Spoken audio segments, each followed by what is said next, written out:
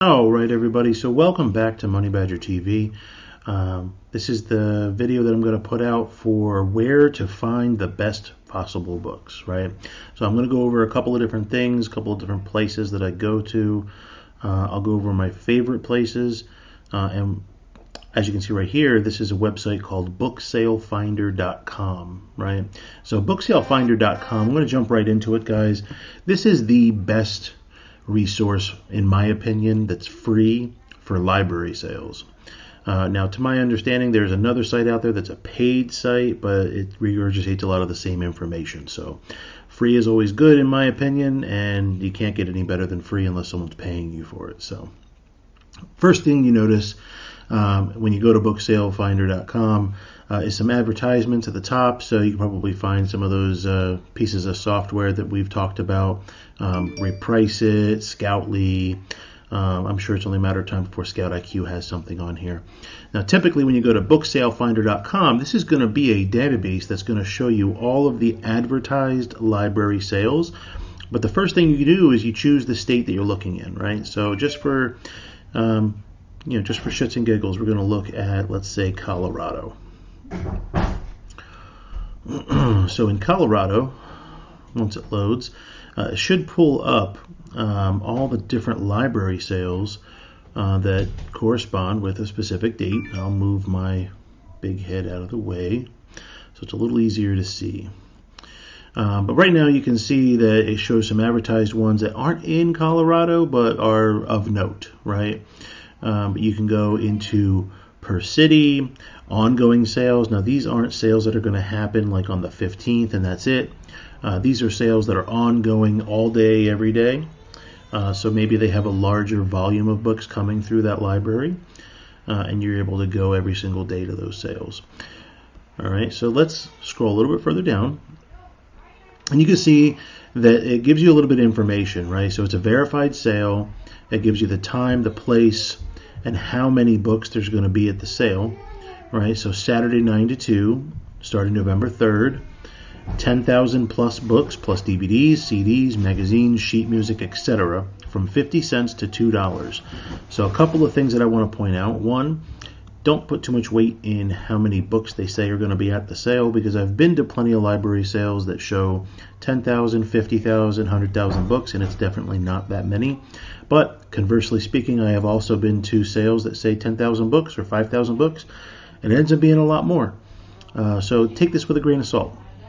The second thing that I would say is really important when you're looking at library sales is this thing right here where it says 50 cents to $2. A lot of times you're going to find that sales that have a specific price for the books that are going to be at the sale.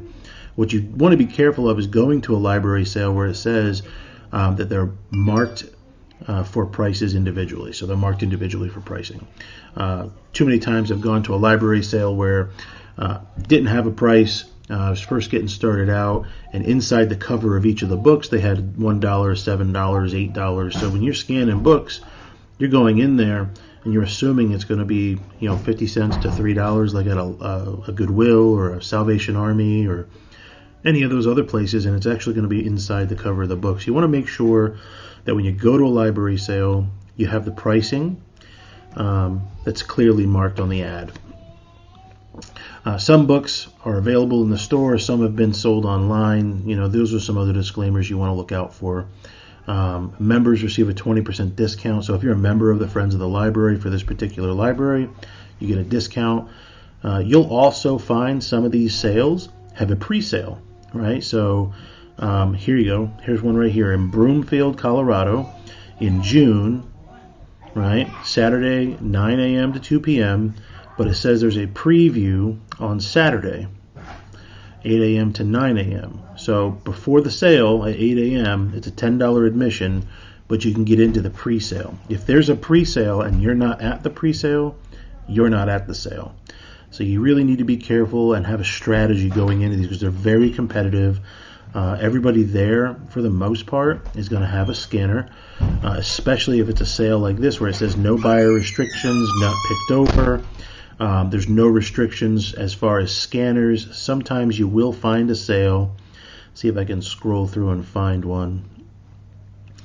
So here's something that's really cool that I didn't see a lot of last year, is bids are accepted on all remaining books at the end of the sale. So you might be able to leverage a relationship where anything that's left at a large sale, if you can pick it all up for a discount, might be a good option for you.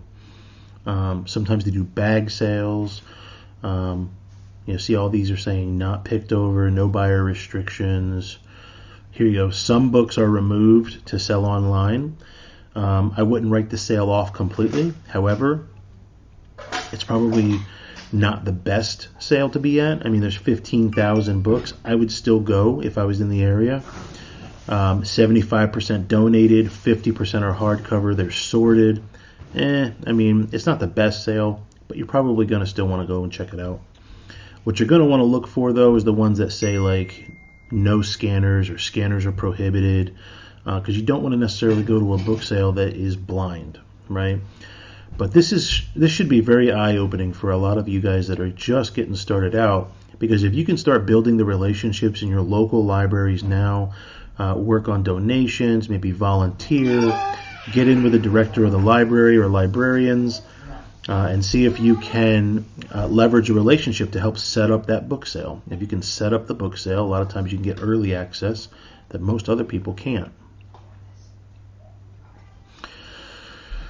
All right, so next sale. Holiday sales, those are something else to keep an eye out. What you're going to find, though, especially post-COVID, so post-COVID-19, is a lot of these libraries that previously had sales, they may not be doing new sales. Maybe they're still in a state or an area that's still hit pretty hard by COVID-19. So that'd be an in for you to have that conversation with a librarian or the director of the Friends of the Library, and maybe say, hey, I know you guys typically have a library sale. You haven't done it, or do you plan on doing it? Have that conversation. Maybe they'll let you take a bunch of books away at a discounted price just to clear them out. Because a lot of these libraries, like everybody else, they typically treat books as though they're garbage. So if you can solve that problem for them, it's another way of getting books. Smaller sales, I really don't mess with. 500 to 800 books, it's nothing when it comes to a library sale. I'd stick to ones that are like 1,000, 5,000, 10,000 or more. There's a couple really big ones every year that have 100,000 plus books. They typically will rent a warehouse, and you'll have all those books just sitting in the warehouse. So it's, like I said, a very competitive environment. Guys, I'm trying to record. Can you stop with the squeaking door, please? Okay. All right, and then bags of books. So this is what I was talking about with a bag sale, where typically it's $5, $10 for a bag of books rather than like per book. So instead of $1, $3, 50 cents per book, you could fill an entire bag with media if you're into CDs and DVDs, but also into books. The other place that we really have a lot of luck for sales is Goodwill Outlet. Many of you know what Goodwill is. They get their inventory donated to them, like Salvation Army and Habitat for Humanity. But typically, a Goodwill Outlet is by the pound. This handy website, GWOutletStoreLocator.com, it's not always up to date, but it'll give you like a best guess. It gives you some information as far as like where a Goodwill Outlet is. Let's see if we can find one.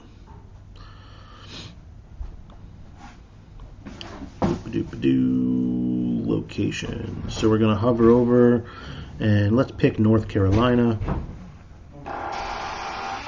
So in North Carolina, there is a Goodwill Outlet that's in Wilkinson Boulevard, Charlotte, North Carolina. See, it gives you the phone number, it gives you the times of the day that it's open. You can get directions directly from Google Maps, and you can go to goodwillwnc.org to have the website directly to them. But you can call them and you can find out exactly like what the situation is with books. I will say North and South Carolina have some really nice Goodwill outlets. Pennsylvania's nice, Connecticut's nice. Tennessee is obviously nice. That's where we are. Colorado, I'm sure, is nice. We've been to probably a dozen or two, all throughout the East Coast to the Midwest. So I would suggest highly going to this website, looking up the information here for their contact info. But if you are going to go to a Goodwill Outlet, here's a couple of points that I really want to bring up that I think are going to be invaluable for somebody that's just starting out. Point number one, find out what time they open and close, right? Because you're going to be able to build your strategy around that time window. If they open at 9, be there at 9. Be there right before 9. If they open at 8, same thing. What you're going to find, though, is the people that are there to look for books are there at open, and not every Goodwill will cycle through the book supply multiple times in a day. So sometimes you'll come across a Goodwill Outlet that maybe has several bins of books, and that's the only ones they're going to put out for the day. So if you're not there at open, you're going to miss out. Also, plan for it to be the entire day. Plan to spend the entire day there you get a feel for it. And then after you get a feel for it, you can get an understanding from the other people that work there or shop there, how often they rotate things. But here's the thing, if you don't plan on being there for the entire day, and you plan on being there just popping in for 10 minutes at a time, you could miss the book rotation. They could have just rotated it. You're going to miss out. There's not going to be a ton of books there.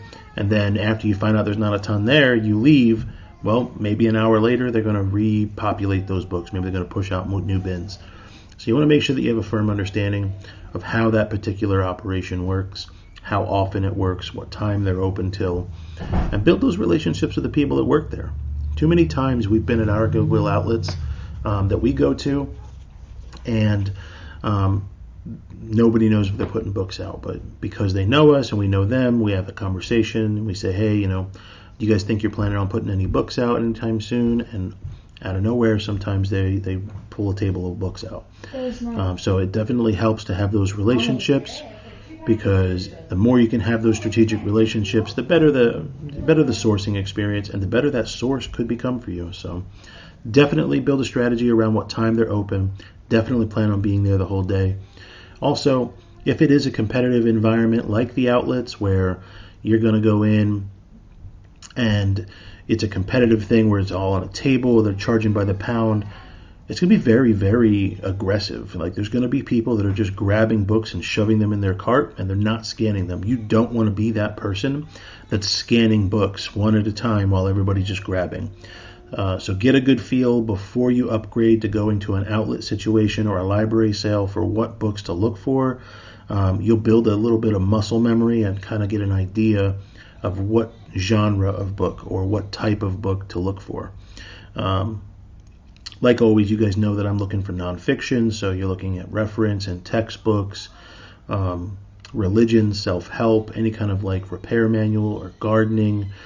These are the books that you really want to look for. So when you're at an outlet, you would grab those books, put them in your cart, fill your cart up while everybody else is filling their cart up. Don't scan your cart right afterwards. You want to go back, you want to scan the bin, all right, and find anything else at that point once you've gathered everything that you can, and then put all those in your cart. And then after you scan the bins, then you go back, you scan your cart, you go through and you keep the yeses, and then you go back into the bins and you go and scan the books that people have thrown back that maybe they don't want. So it's a good strategy. You find that you maximize the number of books you get, minimize the waste. Typically people are going to throw them back if there's stuff that maybe they don't accept. Maybe the sales rank is too high. Maybe it doesn't sell often enough, or they accept a certain profit threshold that you're accepting lower. So you definitely don't leave any money on the table. Just be very, very picky about what books you grab. Take your time after you've secured them in your cart. You'll realize that the outlets is just own culture. And as you go more and more, you're going to develop that kind of like understanding for the culture, because it is a culture. It's an entire subculture of the reselling community. So this is just you being part of it. So that covers the two biggest places that I can recommend you go and find books. They're great options to source at, aside from retail stores. If you guys like this, go ahead and like and subscribe. hit the little bell. This way you get notified whenever I post a new video. I'll try to post content like this a little bit more often if this is something you're into. But drop a comment. Let me know where you've had good luck, where you've tried to source books, and drop it in the comments below, because I'm sure everybody that watches the video, that goes into the comments, would also love to see that, and everybody can compare notes. So I hope everybody's having a great week, and I look forward to talking to you guys soon. Thanks.